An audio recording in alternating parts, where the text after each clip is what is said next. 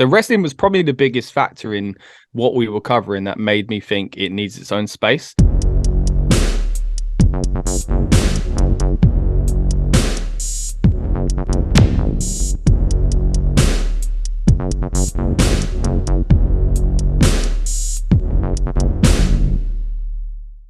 What's going on, guys? It's your boy, Tom Talk Trash, and stand back with another video. This time, I'm joined by Scott Warren from Rebellious Noise. So welcome to the show.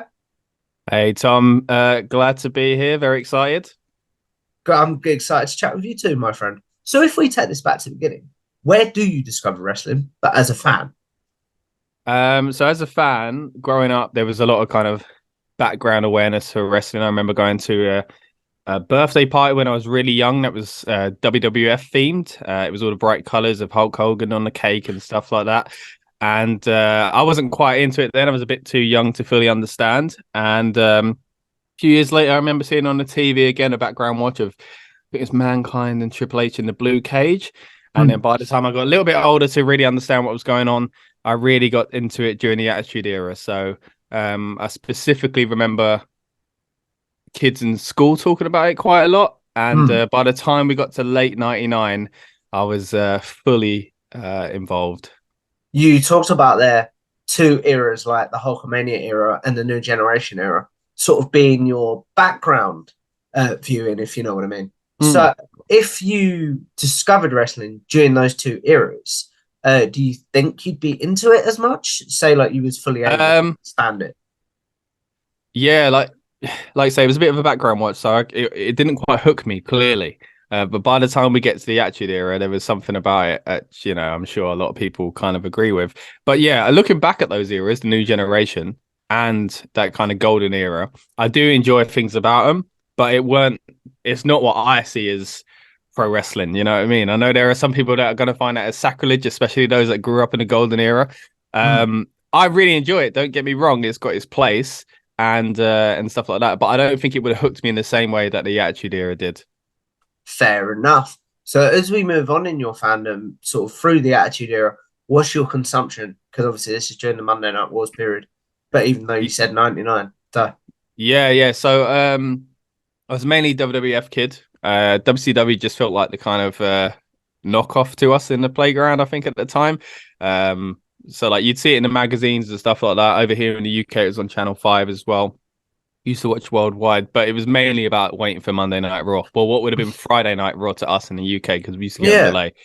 So and then SmackDown in the mornings on Saturday. So it was that was the kind of main thing for me watching them. But also there used to be these shows like Live Wire, Metal, and then I think Heat. It's Jacked as well. I said Seat there, Heat on Sunday night. I was trying to say Sunday and Heat at the same time. But yeah, so as much as I could, really, just watching it all, collecting the stickers in the playground, like I said, playing the games on PlayStation. It was kind of everywhere. It was a great time to be a wrestling fan. Definitely. What was your go-to wrestling game at the time? Oh, see, a lot of people say No Mercy, and I like No Mercy, but it was a bit, I didn't really have an N64 at the time. I was more of a PS1 kid. So for me, it was SmackDown 1 and 2, really. So really enjoyed the first SmackDown games. So as we move on, sort of getting out of the Attitude Era into sort of the Ruthless Aggression Era, where are you in your life and where is the fandom at this point? Okay, so I'm getting into my early teenage years, I think, around Ruthless Aggression, and I'm still really into it, but I already have this kind of nostalgia for the Attitude Era, saying I wish it was like that again. But looking back today, Ruthless Aggression is still very similar to the Attitude Era in many ways, especially the early parts of it. And I sometimes think, what was I thinking? Why did I think it was so different? But clearly it was a slight kind of change in presentation and things like that. But overall, I was still quite into it. But it started to dip, I would say, maybe 2004, 2005. I started to... No, actually, I was still quite into it. I'd say it was more 2006, 7 that I started to fall away from it a little bit, but then try my best to get back into it. How much, and I've got to be careful how I phrase this subject, how much did the Benoit tragedy affect your fandom of wrestling? If you talk about 2007. Yeah, so it's obviously a really strange time, because up until that point, we'd never seen anything so big, but we had seen quite a lot of tragedies in their own right. You know, a lot of sad moments caused Guerrero not long before that, which I remember really impacted me. And just a lot of your heroes kind of passing away on the way, but none of them in the circumstances like the Benoit one, of course. And it does kind of, and it's the same I think within music and stuff like that, where a musician does something dodgy, and you think, can you separate art from the artist and stuff like that? Benoit had some of my favorite matches of all time were Benoit matches. Some of my favorite moments. A lot of us look back to WrestleMania 20 with Eddie Guerrero. And yeah, it kind of, I guess it was in a time where I was getting to that age where I was starting to be aware of things like this and be like, you could question separating these things, and you could question the people playing these roles, and you start to realize these aren't as though they're superheroes on TV. They're real people, and there's real situations going on behind the scenes. So it kind of as much as I knew about behind the scenes and was interested in that growing up, as we all are, as soon as we realize what wrestling is. I think that was a big moment for people to really dive into the kind of real life situations as well, in such a horrible way, don't get me wrong, but I think it did probably open the door for a lot of us to realize the intricacies of what goes on behind the scenes. So it was a real kind of big moment, I think, in a lot of people's fandom. So what about when it comes to, like, you said you got out of it in 2007. Where are you in your life at this point? Are you working? Are you at uni? No, so I'm where am I? I'm just turning, I don't know, to age myself too much here. Now, joke. I'm about to come up to like, what am I, 17, 18 years old sort of thing. So not long left school, slowly getting into work and kind of doing like some courses and stuff like that. But I'm not like I just didn't feel like, I just stopped watching I kind of scaled back. So first I stopped watching the weekly shows. Then I Yeah. stopped reading then I stopped watching the highlights. Then I kind of stopped with the news. Then I only watched the pay-per-views. And then before you knew it, I was only watching the big four pay-per-views sort of thing. There was even one year where I didn't even watch the Royal Rumble, which was Oh 2008. wow. Yeah, which is a big one because 2008 was obviously the one where Cena comes back, and really exciting. Now, at the time, I wasn't the biggest Cena fan, and a friend of mine spoiled it. So I was like, well, what's the point of me watching it? I know exactly what happens now. So because of that, to this very day, 2008 is the only Rumble I haven't seen since I started watching. So yeah. You should watch it. The 2008 I Rumble know. is fun. I hear It's good really things. fun. It's really fun. I've seen the clips, like I've seen the whole, the memes of Jeff Harvey from Mike Adam Lee. Yeah. I've seen Cena's return, and don't get me wrong, gets me, goosebumps even watching it, in hindsight. But at the time, I was just so annoyed, and I was just like, oh, I know what happens now. I'm not going to bother. But I think someday I'll have to watch it. Fair enough. So, when it comes to starting to work in the journalism industry, how does that come about? So strangely enough, so Rebellious Noise pretty much starts mainly around music. So we originally were putting on concerts and club nights. So I knew a lot of bands and ran into a lot of dodgy kind of promoters and stuff like that, and didn't like the way they were being booked. So I decided to just put on my own show for my friends and all our bands and this kind of thing. So we did that, and then after that, obviously we kind of kept the ball rolling, and we thought, well, why don't we kind of use this as a news site, and we'll promote local bands and stuff like that.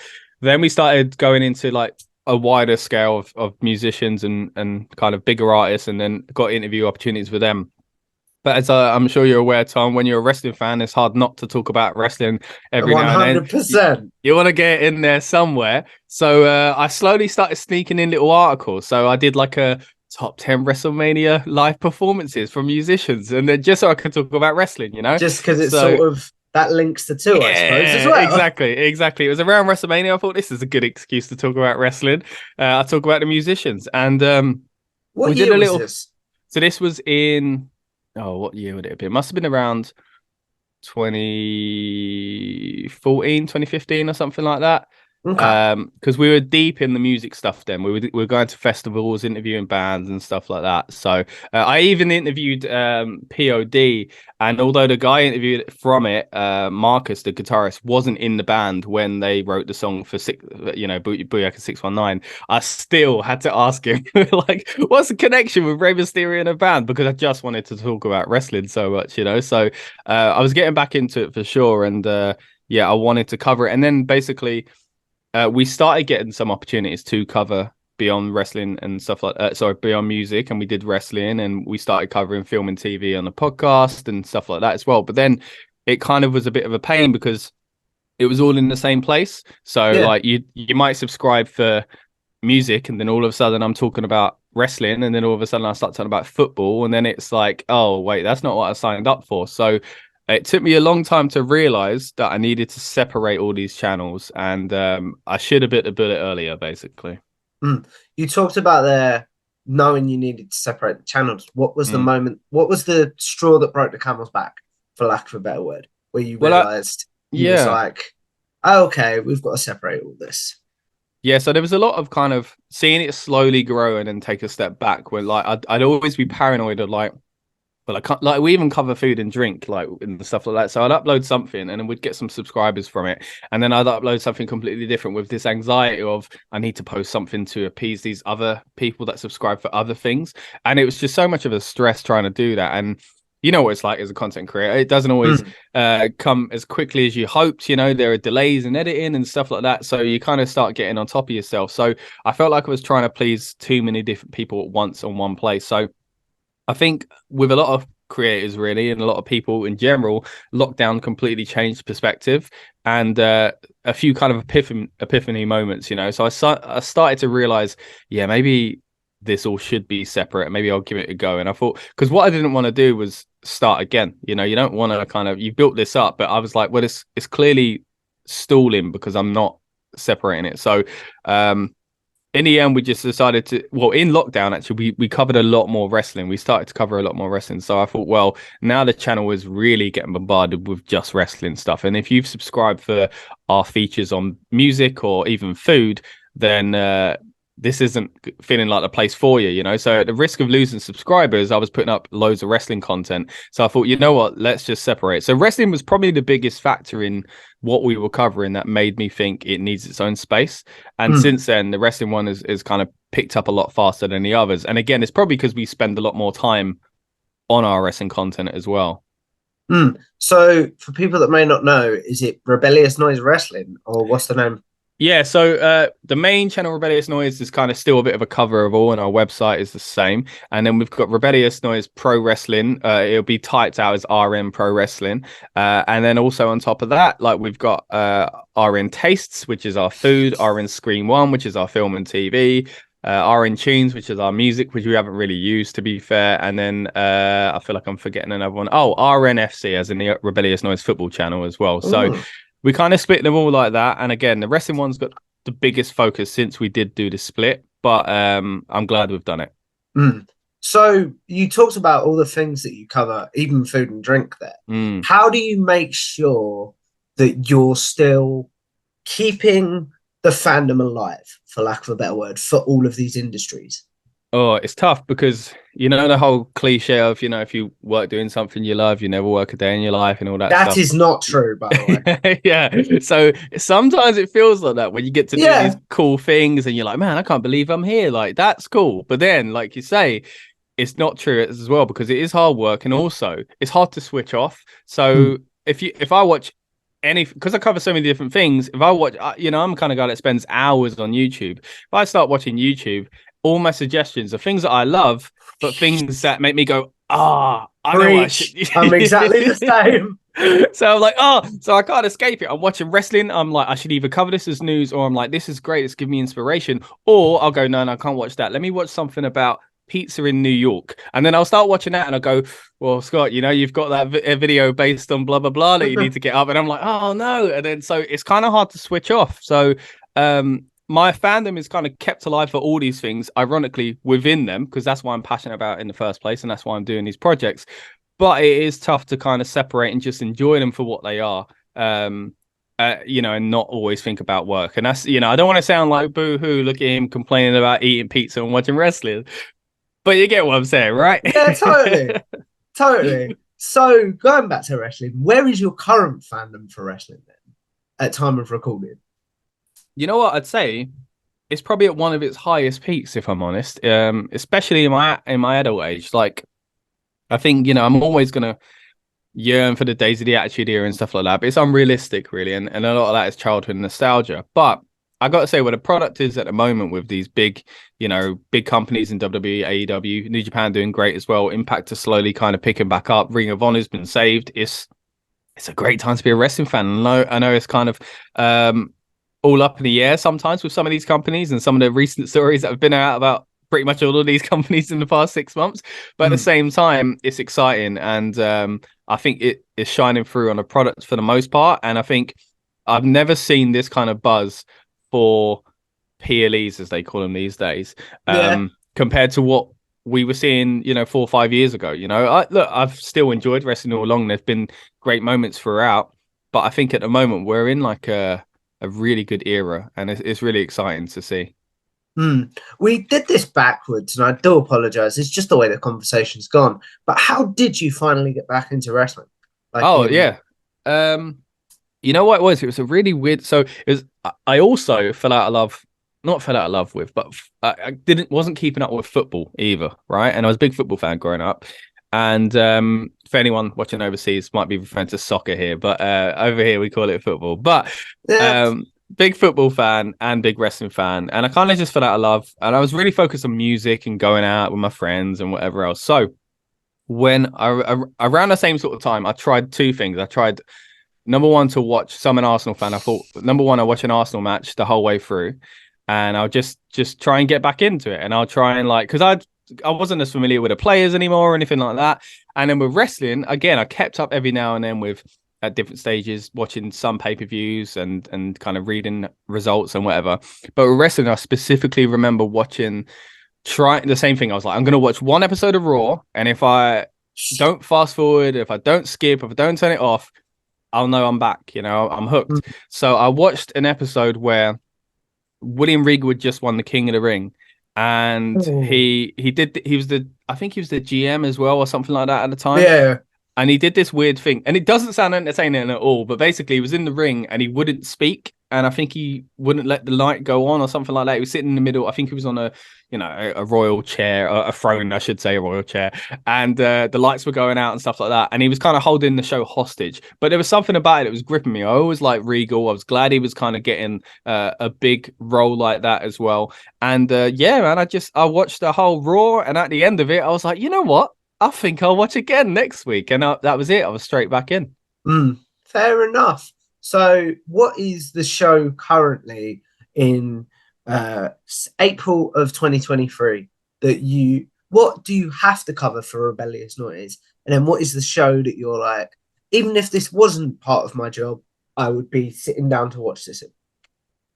As in wrestling sort of thing within like. Yeah, wrestling. Sorry, yeah. So I got to be honest, I still find it hard to keep up with the weekly shows because, especially Raw being 3 hours, it's a slug, and it's getting better. Don't get me wrong, but I do find it a challenge. So within, I'm really enjoying the excitement that's picking back up around AEW and what they're going to do next. But I think it's these WWE PLEs, like, every kind of month being like, it's the first one where Triple H has had the pencil and all this kind of stuff. It's been really exciting. So I think really overall, it's just WWE. I think even if I wasn't covering it, I'd be watching it as much as I am at the moment. Covering it helps, don't get me wrong, but it is overall kind of, like I say, it's a good time to be a wrestling fan. So even if I wasn't doing it as a journalist, I'd still be kind of pretty deep involved with it, I think, because it's the time where you want to talk to your friends about wrestling. That's always a good sign. So one person I have got to ask you about is someone that we have in common. My good friend, Dom Smith from Soundspear. How do you guys connect? So we were both in Cardiff covering Clash, and where was we? We was at a one of the press events, And when you go to these things, it's kind of like if you don't know someone and you're around, like if you do know someone, you usually gravitate to that person and stick with them, sort of thing. But we were there and it was like I didn't really know anyone I was stood near. And Dom was like chatting to everyone. And I was like, oh, this is a cool guy to kind of get to know. So I started chatting to Dom and then quickly, straight away, as I'm sure you'll attest to, he's a kind of infectious guy and brings you straight into the fold. So we kind of hit it off straight away. I think within straight after that press junket, we were sharing a cab together, so we were just like hooking up straight away and just hanging out really. So over the kind of weekend, hung out with so many great journalists and met a lot of people there that become great friends. But yeah, Dom was one that we definitely stuck by for sure. So yeah, met him in Cardiff, and then as soon as we got back, I think the next day I did a watch along with him on Give Me a Hole. Something Yeah, like so that, yeah. yeah, so that was it. Yeah. That's really cool. Yeah, the interview I recorded yesterday at time of recording was with Andy Spores, and yeah, we was all putting Dom over. He's very Yeah, good. He's very good for the industry, I think. definitely. Yeah, and I met Andy there as well. Both great guys. Uh, but as we look at wrapping this up pretty soon, we are going to do a segment that I call generic questions. Those of you that have seen my interviews before will know this is where I ask my guest their favorite match, favorite pay-per-view, favorite wrestler's theme, favorite tag team, and favorite wrestler of all time. Basically, questions Scott might get asked on social media. So now he'll have a place to be like, look, I've answered this. Please go watch this. So, what's your favorite match of all time? Oh, favorite match. I gotta say, and I think a lot of my answers is gonna feel somewhat cliche because you got to be honest at the end of the day that some of these matches and Classics are wrestlers, classics for yeah, a reason. exactly Yeah. that. So it's got to be WrestleMania 25, Undertaker, Shawn Michaels. The Mm. second one is amazing as well. The emotion, when the 3 count hit the mat, me and my mate dived on each other in a big embrace of, oh my goodness, it was so emotional. I can't believe Shawn's gone, sort of thing. But 25 was incredible, and to be honest, I'll disclaimer, I was there in person, so it does kind of heighten your kind of Ah. enjoyment of it. And a Mm. lot of times you go to shows like that and you come away from it, and a lot of it is rose tinted glasses because you were there. But then that specific match, because that mainly doesn't get a lot of love, but that specific match I think is kind of seen through the test of time, and a lot of people kind of rant and rave about to this very day. Mm. What about your favorite pay-per-view? Again, gonna sound cliche here, Tom, but it's WrestleMania 17. I think it's somewhat a perfect event. There are a few things I would tweak if I was fantasy booking it, but other than that, it's incredible. Austin heel turn, yes or no? I get it, but it didn't fit at the time. It didn't fit that show, and it was so strange. And I get that's why the heel turn kind of worked in some ways because you felt this is so out of character, but it just didn't work. And then what comes of that, the 2-man power trip until Triple H gets injured is fantastic. And then hilarious Austin Hill in the Alliance is fantastic as well. So it kind of always birthed from that event. So to be fair, we got to kind of accept. Did you just talk yourself out of your own point? No, yeah, that's what I'm saying. Like it brought up some great things in WWF at the time, but the way it was executed on the night, I don't know. It's just I prefer it as a show on its own. I think it should have gone off the air with like a great happy moment. What about your favorite wrestler's theme of all time?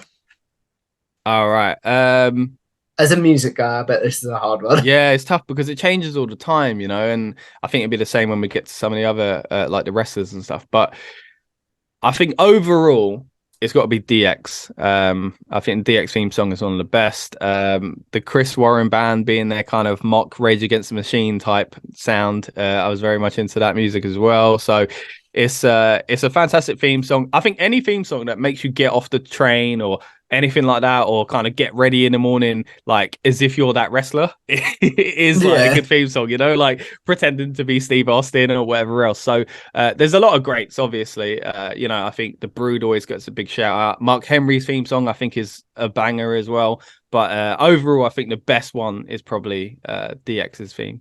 And then what about your favorite tag team of all time? In recent years, I would say the Usos are in the conversation without a doubt, but just a lot of this is going to be from when you first get into wrestling and who kind of gets your heart straight away. And I think for me, it's probably the Hardy Boys. I think they did fantastic tag team moves. They were the baby faces, you know, at an age where I was rooting for the baby face a lot more than I was the heel. So it's and you know, you only have to look back at some of the highlights from TLCs and stuff like that and see the incredible things they both did to see how good they were. So yeah, the Hardys probably for me. You brought up two tag teams there, so we're gonna do this. And yes, people in the comments, I know they may have wrestled, but I'm talking about in their prime. Favorite if the Usos and the Hardys were to have a match in their prime, who goes over and why? In their prime, I'd say the Hardys because they. See, I was going to weirdly say they probably sold more merch, but then when you see how many Bloodline t-shirts are out there these days, maybe not. But like they were if we look at the prime of the Usos, they're playing heels, and the prime of the Hardys, they're playing baby faces. I think overall, if you're doing a one-off, the babyface should probably win. So for me, I'd go just boiling it down to that. I'd say the Hardys for that. If they did the match now, the Usos without a doubt. But and then finally, who is your favorite wrestler? Again, got to be very cliche. Before I say my favorite, let me give a few honorable mentions if that's all right, Tom. Yeah. There have been times when my favorite has been Jericho, CM Punk in the obvious kind of era that a lot of people had him down as their favorite. Shawn Michaels, probably the greatest performer. Austin is incredible. I've even had a big thing for Triple H around DX, but and even a time where Raven was my favorite as well, where I just felt he was so underused, and I would love to have seen more of him in the WWF. But ultimately, again, it's who steals your heart as a youngster, mate, and I think that is The Rock. I think he is fair enough. I think he's the total package. I think obviously his in-ring skills alone could sell tickets. Sorry, his mic skills alone, could sell thousands of tickets for an arena. So his in-ring stuff is great as well, but he didn't, like Hogan and other people that were on top. He didn't need it. They didn't need to rely on that too much. So not that he wasn't good, don't get me wrong, but yeah, The Rock is probably the best. And again, I managed to see The Rock live once against Cena, which was the second one, twice in a lifetime. But it was again not a great match. A lot of people don't look back at that as a good match, but just seeing The Rock in person was what a moment. And then as we wrap this up, the question I end all my interviews on is with YouTube, with podcasting, with social media in general. We're all sort of going to live forever in some sort of very weird way. So what is one piece of content you want to be remembered for? And one that you're like, if the powers that be could delete that, I would appreciate it. It's tough, but I don't know if I'd delete anything. I'd probably go back and watch some videos and go, actually, that one. But off the top of my head, if I was to say a video that they weren't bad, but I wish I'd done more with them, was when we were invited to cover the G1 at Madison Square Garden, G1 Supercard, Ring of Honor New Japan show. We got some great interviews with who was it? Kenny Klein, Jay Lethal, the Briscoes were fantastic to us.